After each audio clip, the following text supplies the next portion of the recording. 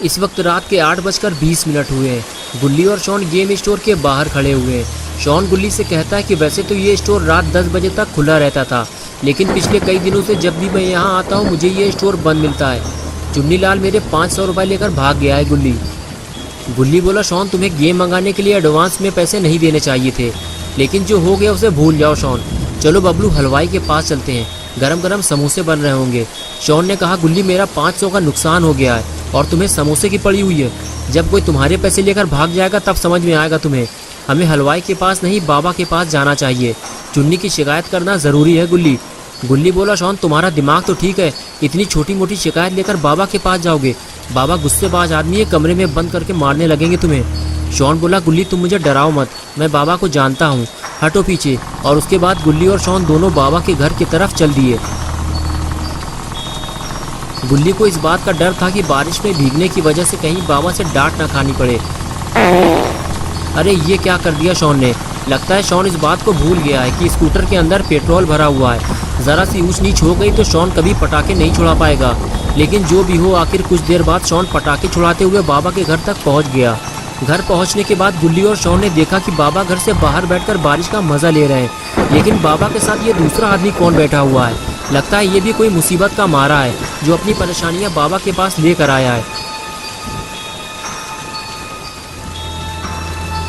गुल्ली और शॉन आगे बढ़ते हुए बाबा के पास पहुंचते हैं। बाबा गुल्ली और शॉन को देखते हुए बोले, तुम लोग इतनी बारिश में यहाँ क्या कर रहे हो?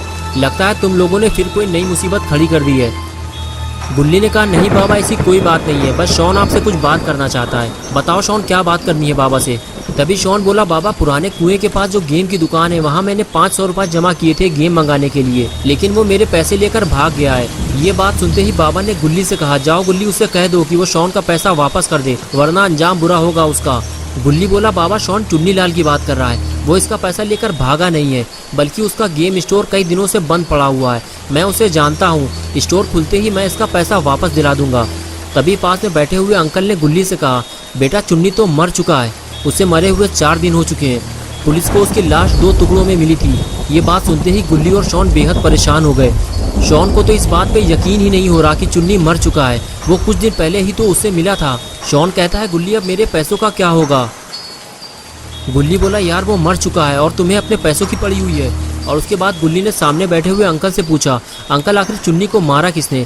क्या उसकी किसी से दुश्मनी थी? अंकल ने कहा, गुल्ली तुम मुझे झंडू अंकल कह सकते हो, तुम बैठ जाओ, मैं तुम्हें स्टोरी सुनाता हूँ। उसके बाद गुल्ली बैठ गया। झंडू अंकल ने स्टोरी सुनाना शुरू कर दिया। झंडू अंकल ने कहा, गुल्ली जितने जल्दी हो सके घर वापस लौट जाओ। अब रात में घर से बाहर निकलना खतरे से खाली नहीं है, क्योंकि वो अपना बदला लेने वापस आ गया है और चुन्नी को मिलाकर अब तक वो 5 लोगों की जान ले चुका है। गुल्ली ने पूछा, झंडू अंकल कौन अपना बदला लेने वापस आ गया है? आप किसकी बात कर रहे हैं? उधर से आवाज़ आई, लंबरजैक। अरे वही लकड़हारा जिसका 15 दिन पहले मर्डर हो गया था। जिस वक्त वो जंगल से लकड़ियाँ काट कर घर वापस आ रहा था, तभी रास्ते में कुछ लोगों से उसकी कहासुनी हो गई थी और देखते ही देखते बात इतनी आगे बढ़ गई कि उन बदमाशों ने उसे पीट कर मार डाला। और उसके बाद लकड़हारे के पास जो चेन सॉ मशीन थी जिससे वो लकड़ियाँ काटा करता था, उसी चेन सॉ मशीन से उन बदमाशों ने लकड़हारे का सर उसके धड़ से अलग कर दिया और पास में ही एक गड्ढा खोदकर उसे वहीं ज़मीन में दफन कर दिया था। और उसके बाद से ही कई लोगों ने किसी सरकटे को रात में टहलते हुए देखा है। मैं नहीं जानता कि इस बात में कितनी सच्चाई है, लेकिन एक के बाद एक 5 लोगों की मौत हो चुकी है और जितने भी लोग मारे गए हैं सबका सर कटा हुआ था। इसलिए मुझे भी अब लोगों की बातों पर भरोसा होने लगा है। सरकटे की बात सुनकर पॉटी बॉय शॉन अपनी जगह से उठकर गुल्ली के पास आकर बैठ गया और झंडू अंकल से पूछने लगा कि रात में निकलना इतना खतरनाक है तो आपको घर से बाहर नहीं आना चाहिए था। तभी बाबा ने शॉन को बताया कि झंडू अंकल भी लकड़ियाँ काटने और बेचने का काम करते हैं, लेकिन आज इन्हें घर लौटने में देर हो गई है तो ये मेरे पास चले आए और ये चाहते हैं कि मैं इनके साथ इनके घर जाऊं और वहां रात भर रुककर सरकटे का पता लगाऊं कि ये एक झूठी अफवाह है या सच में कोई सरकटा घूम रहा है। ये बात सुनते ही गुल्ली और शॉन खुश हो गए और कहने लगे, झंडू अंकल सही कह रहे हैं बाबा, आपको वहाँ जाना चाहिए और हम भी आपके साथ चलेंगे। लेकिन बाबा ने इनकार कर दिया और कहने लगे, मैं नहीं जा पाऊँगा गुल्ली, मैं 10 दिन के लिए अफगानिस्तान जा रहा हूँ।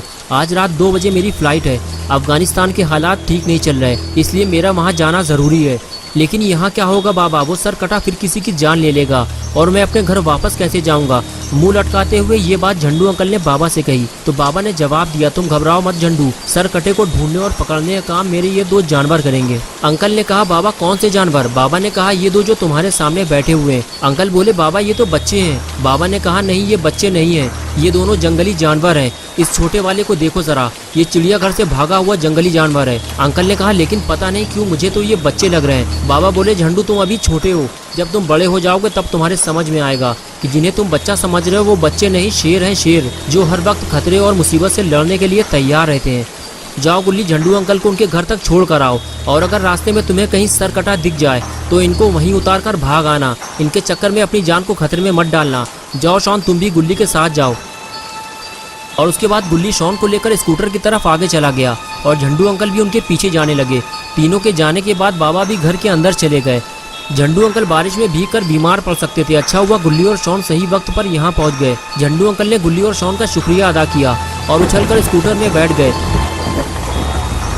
अरे ये क्या हुआ, स्कूटर आगे बढ़ते ही झंडू अंकल लुढ़क कर पानी में जा गिरे और गुल्ली स्कूटर लेकर आगे चला गया। तभी झंडू अंकल ने गुल्ली और शॉन को आवाज़ लगाई और स्कूटर रोकने के लिए कहा। अच्छा हुआ अंकल की आवाज़ गुल्ली और शॉन ने सुन ली और स्कूटर रोक दिया। लेकिन शॉन को समझ में नहीं आ रहा कि अंकल तालाब में क्या कर रहे हैं, उन्हें तो स्कूटर में होना चाहिए था। तभी अंकल ने बताया कि वो फिसल कर गिर पड़े थे।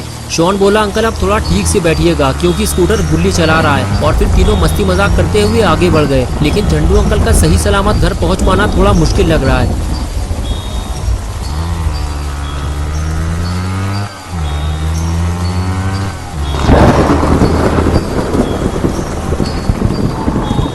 कुछ देर बाद गुल्ली और शॉन झंडू अंकल को लेकर जंगल पहुंच गए। क्योंकि अंकल के घर तक जाने का कोई पक्का रास्ता नहीं है, इसलिए गुल्ली को इसी कच्चे रास्ते से होते हुए अंकल के घर तक जाना होगा। थोड़ा और आगे जाने के बाद गुल्ली को ऐसा लगा कि जैसे स्कूटर के नीचे कोई चीज़ आ गई हो। गुल्ली ने फौरन स्कूटर रोका और नीचे उतर कर देखा कि स्कूटर उछल क्यों रहा है। तो उसे पता चला कि स्कूटर तो पंचर हो गया है। लेकिन जैसे ही ये बात झंडू अंकल और शॉन को पता चली तो दोनों को डर लगने लगा।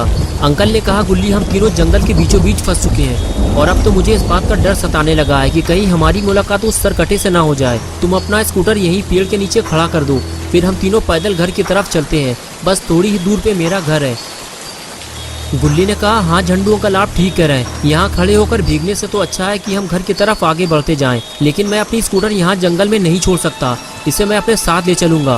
गुल्ली बात कर ही रहा था कि तभी अचानक से शॉन ने सब कुछ चुप करा दिया और कहने लगा, तुम लोगों को कोई आवाज़ सुनाई दे रही है क्या, या सिर्फ मुझे ही ये आवाज़ सुनाई दे रही है? अंकल ने कहा, मुझे तो सिर्फ बारिश की आवाज़ सुनाई दे रही है। तभी गुल्ली बोला, नहीं अंकल, मुझे बारिश के साथ साथ कुछ और आवाज़ भी सुनाई दे रही है। ऐसा लग रहा है कि यहाँ कोई मशीन चल रही है, हो सकता है आसपास कोई फैक्ट्री हो।